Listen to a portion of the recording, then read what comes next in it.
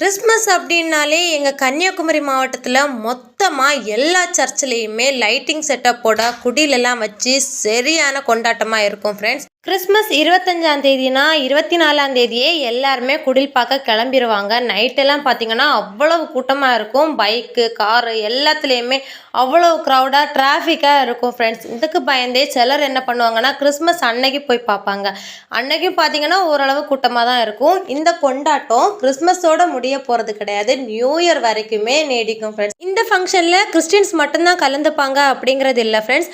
எங்கள் கன்னியாகுமரி மாவட்டத்தில் Christians, Hindus, Muslims எல்லாருமே எல்லா சர்ச்சுக்கும் போய் சூப்பராக செலிப்ரேஷன் பண்ணிட்டு வர்ற மாதிரி தான் ஃப்ரெண்ட்ஸ் இருக்கும் எங்கள் கன்னியாகுமரி மாவட்டத்தில். லைட்டிங் செட்டப்புமே வேற லெவலில் பண்ணியிருப்பாங்க, பார்க்கவும் அவ்வளவு நல்லா இருக்கும் ஃப்ரெண்ட்ஸ். இந்த வீடியோவை நாங்கள் என்ஜாய் பண்ண மாதிரி நீங்களும் என்ஜாய் பண்ணி பார்த்துருப்பீங்கன்னு நினைக்கிறேன். பிடிச்சிருந்தா லைக் பண்ணுங்கள், ஷேர் பண்ணுங்கள், கமெண்ட் பண்ணுங்கள்.